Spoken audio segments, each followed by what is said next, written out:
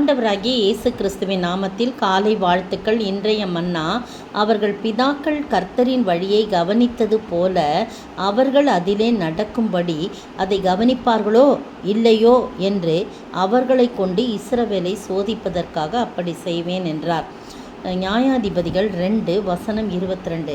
எவர்கள் சொல்லும்போது இஸ்ரவேல் புத்திரர்கள் அவங்களுடைய பிதாக்களின் வழிகளை பிதாக்கள் கர்த்தரின் வழியில் எப்படி கவனித்து நடந்தாங்களோ அதுபோல் நடக்கிறாங்களா, அது அப்படி கவனிப்பாங்களா இல்லையா அப்படின்னு அவர்களை சோதிப்பதற்காக அப்படி செய்வேன்னு சொல்கிறார். எப்படி செய்வேன் அப்படின்னு சொல்கிறாருன்னு சொல்லும்போது, முந்தன வசனம், யோசுவா மரித்து பின் வைத்து போன ஜாதிகளில் ஒருவரையும் நான் இனி அவர்களுக்கு முன்பாக துரத்தி விடாதிருப்பேன் அப்படின்னு சொல்கிறார். என்ன துரதி யாருக்குன்னு போது கர்த்தர் அவர்களுக்கு நியாயாதிபதிகளை எழும்ப பண்ணுறார். 18ஆம் வசனம், அப்படி கர்த்தர் நியாயாதிபதிகளோட கூட இருந்து அவர்கள் அந்த நியாயாதிபதிகளின் நாட்கள் எல்லாம் அவர்கள் சத்துருக்களின் கைக்கு அவர்களை நீங்களாக்கி ரட்சித்து வருவாராம்.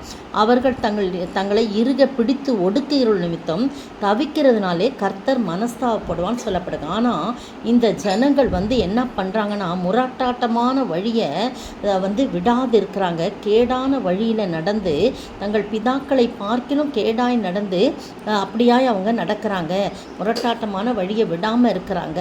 அதனால் கர்த்தருடைய கோபம் அவர்கள் மேல் மூண்டு இந்த ஜனங்களை தங்கள் பிதாக்களுக்கு நான் கற்பித்த என் உடன்படிக்கையை மீறி என் சொல்லை கேளாமல் போனபடியினாலே அப்படின்னு சொல்லிட்டு தான் என்ன சொல்கிறாங்க, அவர்கள் பிதாக்கள் கர்த்தரின் வழியை கவனித்தது போல் அவங்க அதில் கவனித்து நடக்கும்படிக்கும் அதை கவனிப்பார்களோ இல்லையோ என்று அவர்களை பார்த்து நான் சோதிக்கும்படிக்கும் அப்படி செய்வேன்னு சொல்கிறார். அதற்காக என்ன பண்ணுறாராம், கர்த்தர் அந்த ஜாதிகளை யோசுவா மரித்து பின் வைத்து போன அந்த ஜாதிகளை என்ன சொல்கிறார், யோசுவாவின் கையில் ஒப்புக்கொடாமலும் அவைகளை சீக்கிரமாய் துரத்தி விடாமலும் விட்டு வைத்தான் போட்டிருக்கு.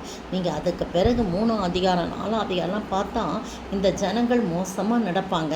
உடனே ஆண்டவர் என்ன பண்ணுறாரு, அவர்களை சத்துருக்களின் கையில் ஒப்பு கொடுப்பார். ஒரு 8 வருஷம் ஒப்பு கொடுத்தார். முதல்லன்று 8ஆம் வசனத்தில் சொல்லப்பட்டிருக்குது. இஸ்ரவேல் ஜனங்களை மெசபொத்தோமியா ராஜாவாகிய கூசான் ரிஷதாயிமின் கையில் விற்று போட்டார்.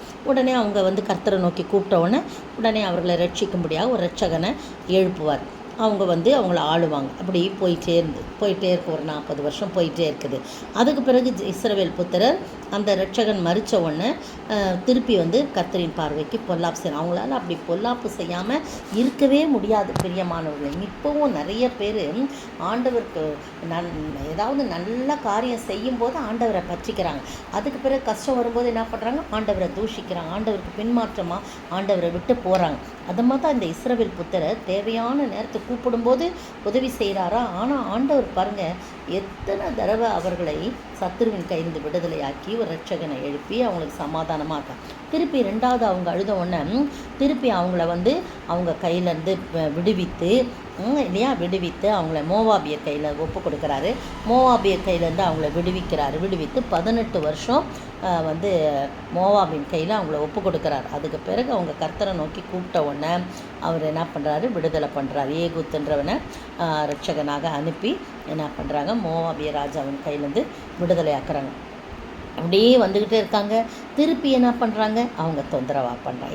ஏகுத்து மரணம் அடைஞ்சோடனே இஸ்ரவேல் புத்திரர் 4ஆம் அதிகாரத்தில் பார்த்தீங்கன்னா திரும்பவும் கர்த்தரின் பார்வைக்கு பொல்லாப்பு செய்கிறான். இப்படியே தான் 6ஆம் அதிகாரத்தெல்லாம் பார்த்தீங்கன்னா ரொம்ப கோவம் வந்துடுது ஆண்டவர்.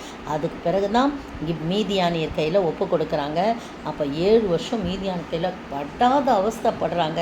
அப்போ தான் இந்த கிதியோனை எழுப்புறார். நீங்கள் நியாயாதிபதிகள் எல்லாம் பிடிச்சிங்கன்னா பார்த்தீங்கன்னா அப்படி ஆண்டவர் அவ்வளோ கோவப்பட்டால் கூட அவங்க தங்களை நோக்கி கூப்பிட்ட உடனே விடுதலை பண்ணுறாருங்க. அதனால தான் நீங்களும் நானும் ஆண்டவருடைய வார்த்தைகளை கவனிக்கணும், ஆண்டவரை கவனித்து பார்க்கணும்.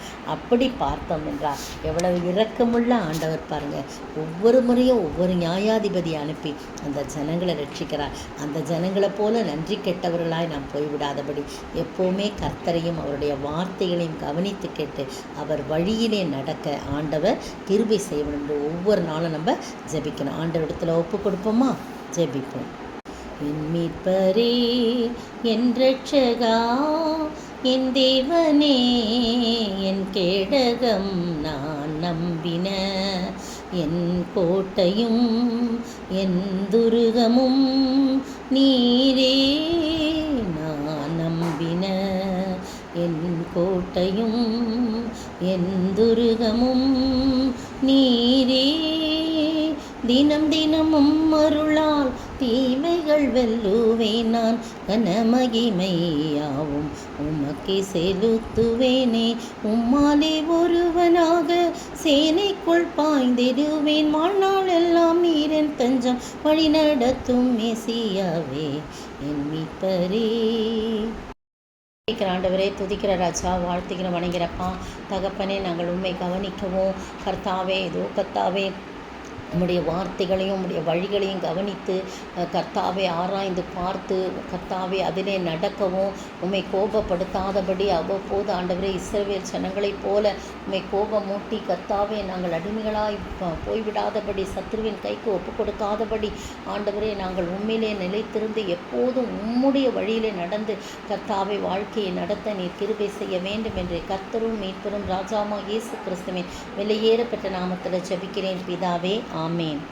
நேற்றைய பதில்: நீங்கள் உங்களை வஞ்சியாதபடிக்கு திருவசனத்தை கேட்கிறவர்களாய் மாத்திரமல்ல அதின்படி செய்கிறவர்களாயும் இருங்கள். யாக்கோபு 1:22. இன்றைய கேள்வி: ஒருவன் எதை முழுவதையும் கை கொண்டிருந்தும் எதிலே தவறினால் எல்லாவற்றிலும் எப்படி இருப்பான்? ஒருவன் எதை முழுவதையும் கை கொண்டிருந்தும் எதிலே தவறினால் எல்லாவற்றிலும் எப்படிப்பட்டவனாய் இருப்பான்?